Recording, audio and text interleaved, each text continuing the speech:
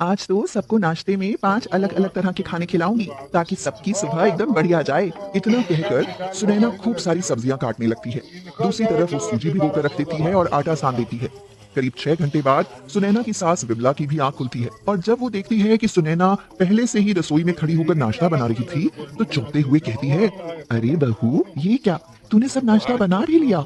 हाँ माँ जी, वो भी 5 अलग अलग तरह का नाश्ता। मैंने नाश्ते में इडली सांभर, उत्तपम, पूरी आलू, आलू प्याज की पकौड़ी और साथ में पनीर के पराठे भी बनाए हैं। आज सबकी पसंद का नाश्ता बना है। बस आज मोहित जी मुझ पर खुश हो जाएं।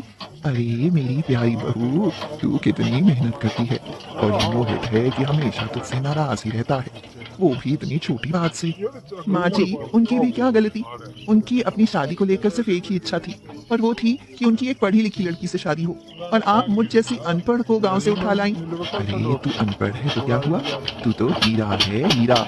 और हाँ, चिंता मत कर, एक दिन मोहित को भी इस बात का एहसास हो ही जाएगा। चल अब ये नाश्ता बाहर टेबल पर रख देते हैं, सबको भूख लग रही होगी।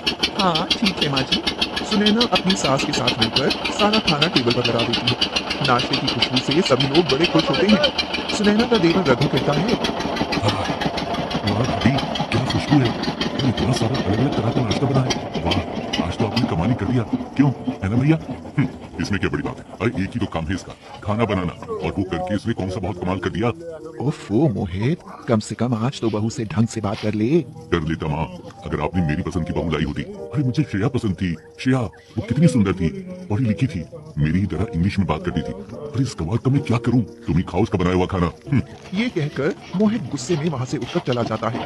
असल में श्रेया मोहित की ही कंपनी में उसके साथ काम करती थी और वो हमेशा से श्रेया को पसंद करता था, लेकिन मोहित की शादी उसके माँ बाप ने अपनी पसंद से करवा दी और इसीलिए वो सुनैना को बिल्कुल पसंद नहीं करता था। उसकी इतनी कड़वी बातें सुनकर सुनैना की आंखों में आंसू आ जाते हैं। माँ जी, पता नहीं आपने उनके साथ इतना गलत क्यों किया।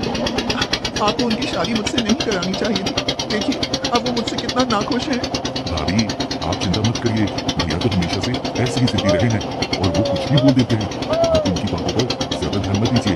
और ये नाश्ता, ये तो बहुत ही अच्छा बना है, सचमुच। किसी तरह से सुनैना की सास ससुर और रघु से शांत करवाते हैं, लेकिन रघु को अपने भैया का ऐसा व्यवहार बिल्कुल पसंद नहीं आता। मुझे ही कुछ करना पड़ेगा। भैया की शादी को 1 साल हो गए और अब तक उन्होंने भाभी को अपनाया ही नहीं। अब तो मुझे उन्हें भाभी की असली वैल्यू समझानी पड़ेगी। रघु फैसला कर लेता है कि अब वो कुछ ना कुछ तो जरूर करेगा। यही सब सोचते हुए वो कॉलेज जाने के लिए निकल जाता है कि तभी उसकी नजर सड़क की दूसरी तरफ पड़ती है जहाँ श्रेया खड़ी थी। अरे ये तो वही श्रेया है जिसकी भैया बात कर रहे थे। इसी को तो वो शादी के लिए पसंद करते थे। श्रेया दिखने में एकदम मॉडर्न थी। उसने जीन्स टॉप पहना हुआ था और सनग्लासेस लगा रखे थे और वो अपनी कार के बाहर खड़ी होकर किसी से फोन पर इंग्लिश में बात कर रही थी। Hello, yes yes, why not girl, मैं आ जाऊंगी आज शाम की पार्टी में। हाँ हाँ जरूर, ओके बाय, फिर बाद में मिलते हैं। श्रेया को देखकर रघु के मन में एक बहुत अच्छा आइडिया आता है और वो जल्दी से श्रेया के पास जाकर उससे कहता है, हाय श्रेया, कैसी हो? ओह माय गॉड, हाय रघु, कैसे हो तुम? और मोहित कैसा है? हम सेम कंपनी में काम करते हैं फिर भी ज्यादा मिल ही नहीं पाते। हाँ श्रेया, तुम तो जानती हो ना, भैया की शादी भी हो गई। ओह हाँ हाँ, उसने तो मुझे अपनी शादी पर भी नहीं बुलाया और देखो अपनी पत्नी से भी नहीं मिलवाया। कितनी बार बोला मैंने उससे, शादी के बाद तो एकदम बदल गया है मोहित। वो दरअसल मुझे तुमसे इसी बारे में बात करनी थी। क्या, कैसी बात रघु, बोलो ना। दरअसल श्रेया, बात कुछ ऐसी है कि रघु श्रेया को सारी बात बता देता है। ये सब सुनकर श्रेया चौंक जाती है। ठीक है रघु, मैं तुम्हारी बात समझ गई और अब मैं आज से ही ये प्लान शुरू कर दूंगी। ठीक है श्रेया, तुम्हारा शुक्रिया। अरे कोई बात नहीं रघु, मिलते हैं जल्दी तुम्हारे घर पर। ये बोलकर श्रेया रघु को आंख मारती है और अपनी गाड़ी में बैठकर अपने ऑफिस चली जाती है। अब देखती हूँ ये मोहित है कहाँ। श्रेया ऊपर ऑफिस में जाती है और मोहित को ढूंढने लगती है। तभी उसे वो अपनी सीट पर बैठा काम करता हुआ दिख जाता है। Hello Mohit, how are you?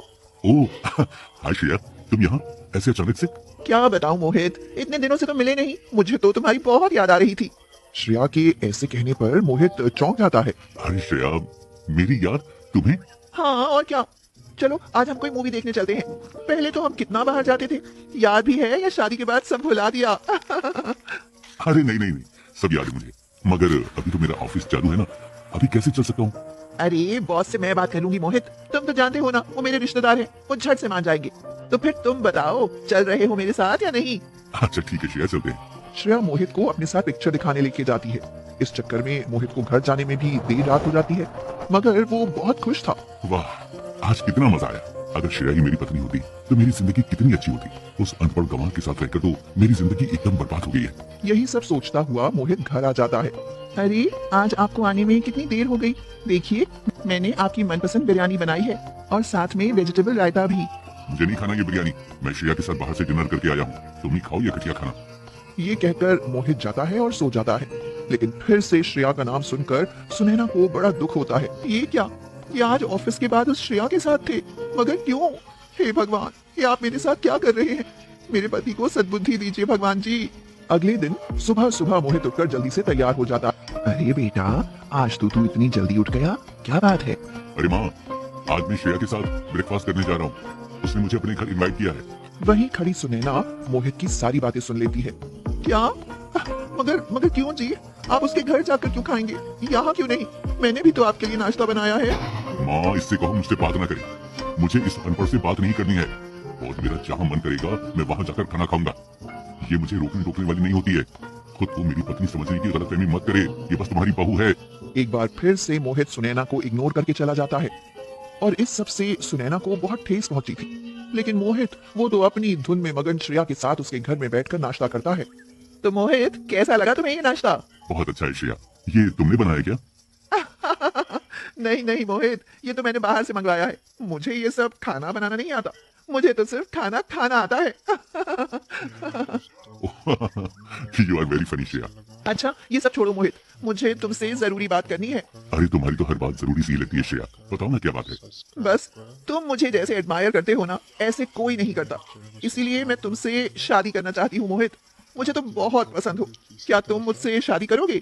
Shreya के मुंह से अचानक से शादी का प्रस्ताव सुनकर मोहित के तो होश ही उड़ जाते हैं। उसे समझ नहीं आ रहा था कि वह खुश हो या उदास। खुद को संभालते हुए वो कहता है, क्या? ये तुम क्या कह रही हो श्रेया? मेरी तो शादी हो चुकी है और ये बात मैं अच्छे से जानती हूँ मोहित, मगर मुझे तुम बहुत पसंद हो। जब तुमने अपनी शादी के बाद मुझसे बात बंद कर दी, तब मुझे इस बात का एहसास हुआ कि मैं तुम्हें कितना चाहती हूँ। पसंद तो मैं भी तुम्हें करता था श्रेया, मगर अब क्या करें? अब तो बहुत देर हो चुकी है ना, अब शादी करना ठीक नहीं रहेगा। अरे, ऐसी कोई बात नहीं है और कोई देर भी नहीं हुई है। तुम तो बस मुझसे शादी कर लो। मुझे उस औरत से कोई दिक्कत नहीं है, मैं उसके साथ रह लूंगी। वैसे भी असलियत में तो तुम मुझे ही पसंद करते हो ना। हाँ श्रेया, वो तो सच है।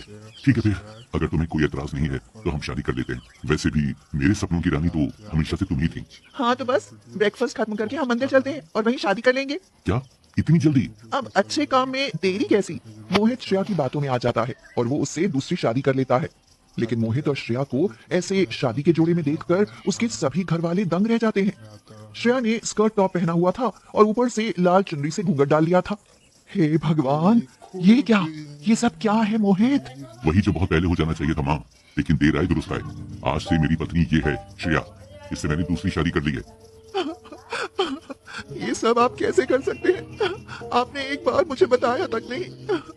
अरे, मैं आपकी पत्नी हूँ, मेरे रहते आप किसी और के साथ कैसे शादी कर सकते हैं? ये सब देखने से अच्छा तो मैं मर ही जाती। अब तुम जिंदा हो, इसमें मेरी कोई गलती नहीं है। ये रोना धोना ही मचाना है तो कहीं और जाकर करो, हमारा मूड मत खराब करो। नालायक, ये कैसी बातें कर रहा है तू? तेरे अंदर की सारी शर्म मर गई है क्या? अरे माँ छोड़ो ना, और कोई बात नहीं ना भाभी। कौन सा भैया आपको घर से निकाल रहे हैं? आप दोनों साथ में खुशी खुशी रहो और फिर मैं भी दो भाभियों के साथ रह सकूंगा। क्या देवर जी, आप ही ऐसी बातें कर रहे हैं? माँ जी, मैं क्या करूं अब? कोई बात नहीं बेटा, लगता है इन दोनों भाइयों की बुद्धि फिर गई है।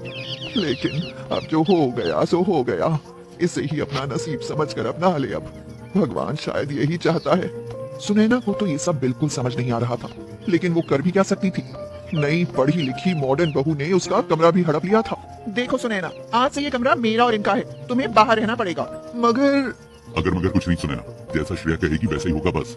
बेचारी सुनैना अपना कमरा छोड़कर बाहर चली जाती है। अगले दिन सुबह सुबह भी सुनैना जब रसोई में नाश्ता बनाने जाती है, वहाँ श्रेया और मोहित आ जाते हैं। सुनो सुनैना, इनका नाश्ता सिर्फ मैं ही बनाऊंगी, तुम बाकी सबका नाश्ता बना दो। क्यों जी, आप मेरे हाथ का बना नाश्ता ही करेंगे ना?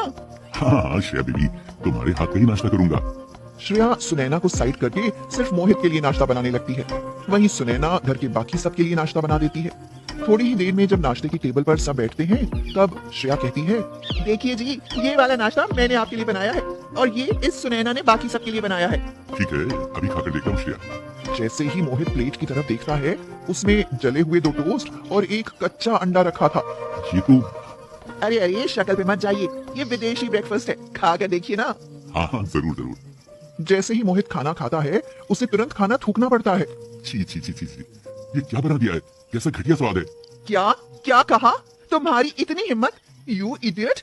जो मैंने बनाया है चुपचाप खाओ, समझे? लगता है कि इस गांव की लड़की के साथ रह रहकर तुम अच्छा टेस्ट ही भूल गए हो। हाँ। श्रेया जबरदस्ती मोहित को वो खाना खिला देती है। वहीं रघु और विमला आराम से बैठकर स्वादिष्ट गोभी के पराठे खा रहे थे। फिर क्या था, ये तो मोहित के तीनों टाइम का रूटीन बन गया था। ऑफिस में अरे नहीं, श्रेया ने तो टिफिन भी खुद बनाकर भेज दिया है। अब मैं ये जहर और नहीं खा पाऊंगा। क्या यार मोहित, ये क्या कूड़ा लेकर आए हो तुम?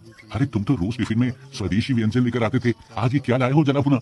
मत पूछ कुछ, मेरा दिमाग भी भुन चुका है। ला अपना टिफिन खिला, तूने बहुत खाया मेरे टिफिन से अच्छे अच्छे पकवान, अब जरा एहसान उतार।